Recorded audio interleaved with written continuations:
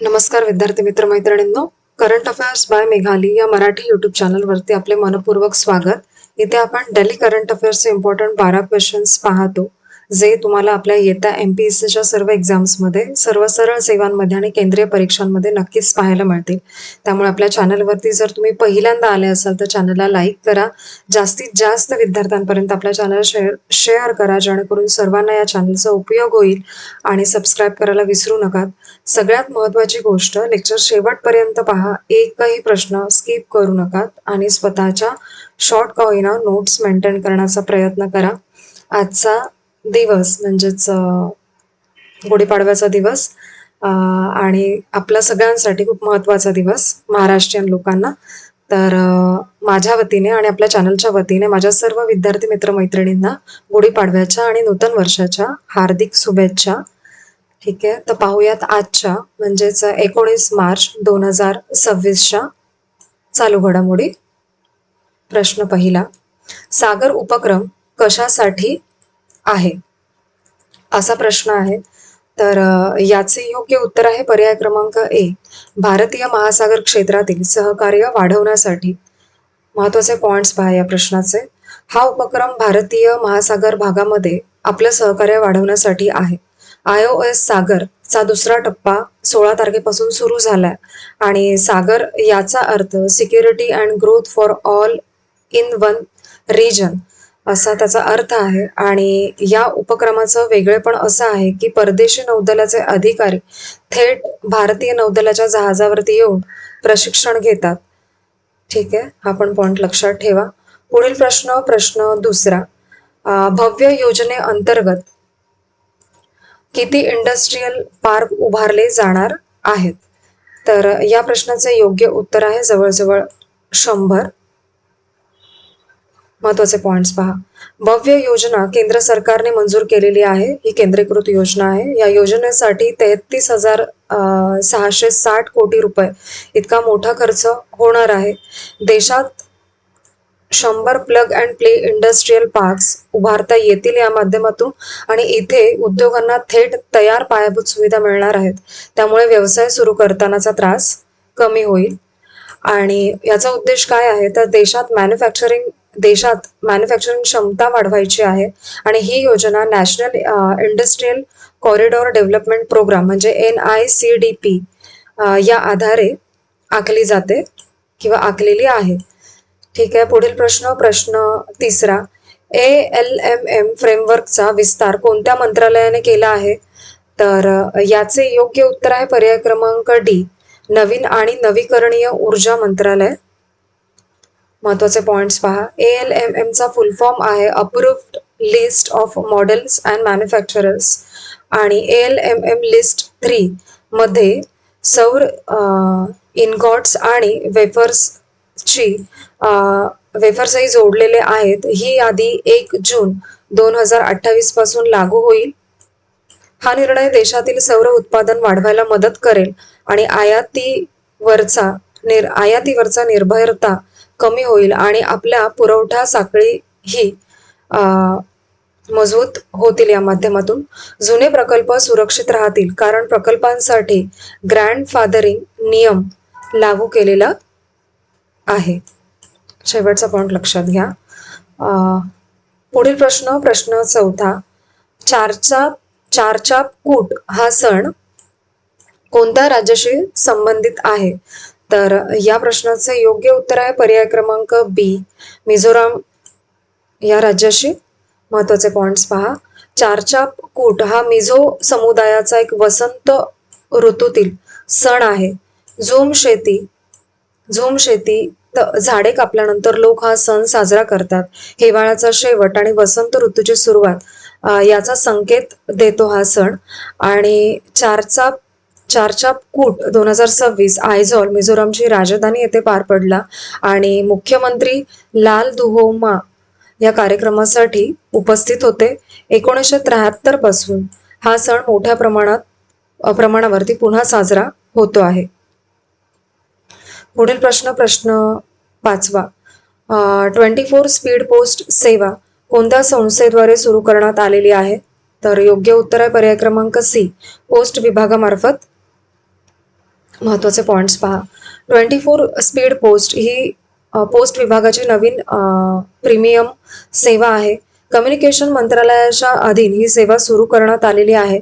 D+1 म्हणजेच पाठविल्यानंतर दुसऱ्या दिवशी डिलिव्हरी ची हमी मिळते. यामध्ये दिल्ली, मुंबई, चेन्नई, बेंगळुरू, कोलकाता आणि हैदराबाद या ठिकाणी ही उपलब्ध असणार आहे सेवा. आणि 7ही दिवस म्हणजे रविवारी देखील ही सेवा चालू असते. आणि डिलिव्हरीसाठी OTP आधारित व्हेरिफिकेशन दिलेलं आहे यामध्ये. आणि व्यावसायिक ग्राहकांसाठी BNPL म्हणजे book now and pay later सुविधा यामध्ये देण्यात आलेली आहे. पुढील प्रश्न 6वा. युनिक्लो ब्रँडचा भारतीय नवीन ब्रँड अँबॅसेडर कोण आहे? तर योग्य उत्तर आहे पर्याय क्रमांक D, जसप्रीत बुमराह. महत्त्वाचे पॉइंट्स पहा. युनिक्लो हा एक जपानी कपड्यांचा ब्रँड आहे. ही भागीदारी लाईफवेअर या तत्वज्ञानावरती आधारित आहे. लाईफवेअर म्हणजे साधे, आरामदायक आणि दर्जेदार कपडे. या सहकार्याचा उद्देश भारतातील बाजारपेठ मजबूत करणे असा आहे. आणि 2023 मध्ये कतरिना कैफ युनिक्लोची पहिली ब्रँड अँबॅसेडर होती. पुढील प्रश्न 7वा. पंजाब सिखिया क्रांती 2.0 ही योजना कोणाच्या सहकार्याने राबवली जात आहे असा प्रश्न आहे. तर याचं योग्य उत्तर आहे पर्याय क्रमांक A, वर्ल्ड बँक. महत्त्वाचे पॉइंट्स पहा. पंजाब सिखिया क्रांती 2.0 ही शिक्षण सुधारणा योजना पंजाब सरकारने सुरू केली आहे. मुख्य उद्देश आहे शालेय शिक्षणाची गुणवत्ता वाढवणं. ही योजना पंजाबच्या शिक्षण प्रणालीला जागतिक स्तरावरती स्पर्धा करण्यास सक्षम करेल आणि एकूण 3,500 कोटींची गुंतवणूक या योजनेसाठी केली जाईल. ही योजना पुढच्या 6 वर्षात राबवण्यात येईल आणि राज्यातील ही सर्वात मोठी शिक्षण सुधारणा योजनांपैकी एक आहे. पुढील प्रश्न 8वा. प्रंबानन मंदिराच्या पुनर्स्थापनेसाठी भारताने कोणत्या देशासोबत सहकार्य केले आहे? तर या प्रश्नाचे योग्य उत्तर आहे पर्याय क्रमांक B, इंडोनेशिया सोबत. महत्त्वाचे पॉइंट्स पहा या प्रश्नाचे. भारत आणि इंडोनेशिया यांनी प्रांबानन मंदिराच्या पुनर्स्थापनेसाठी एकत्र काम केलं आहे. प्रांबानन हे इंडोनेशियातील सर्वात मोठे हिंदू मंदिर आहे. हे मंदिर जावा बेटावरती योगयकार्ताच्या जवळ आहे आणि संजय वंशाने 9व्या शतकामध्ये हे मंदिर बांधलंय.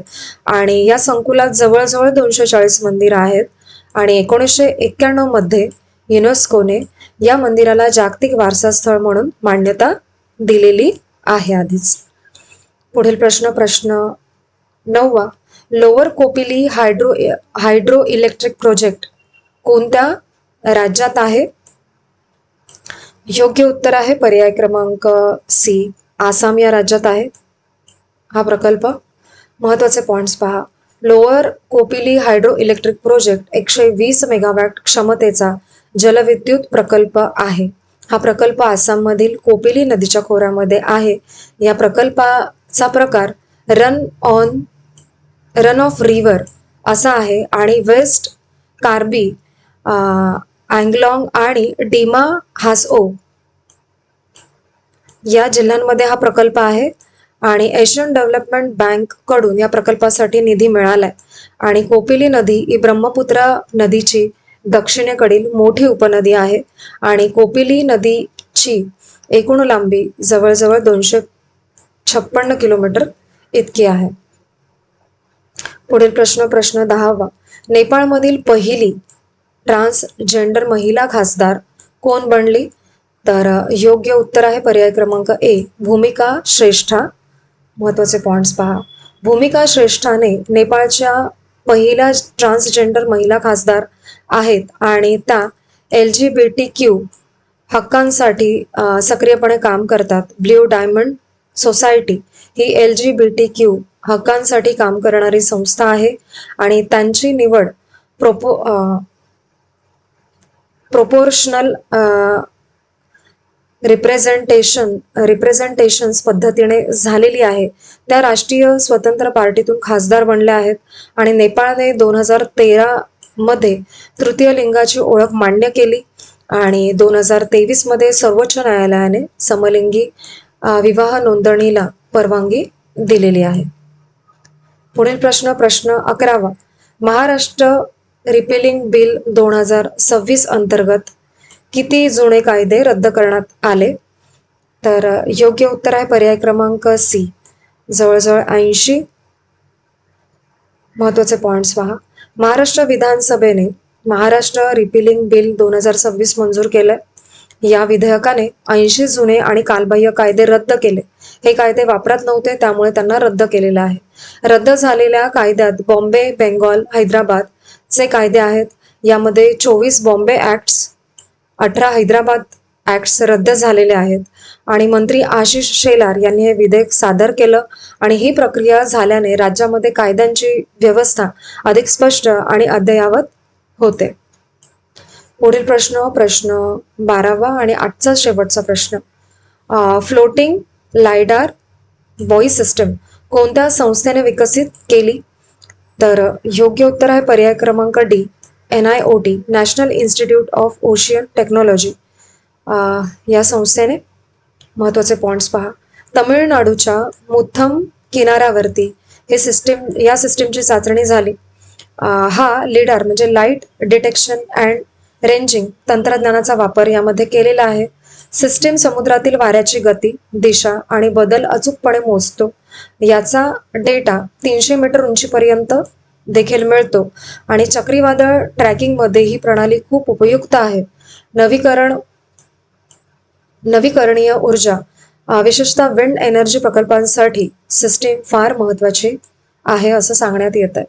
तर आजचे आपले 19 मार्च 2026 डेली करंट अफेअर्स पाहून झालेले आहेत. लेक्चर शेवटपर्यंत पहा ही विनंती आहे आणि तुम्ही लेक्चर आजचे शेवटपर्यंत पाहिलेच असेल, त्याबद्दल थँक्यू सो मच.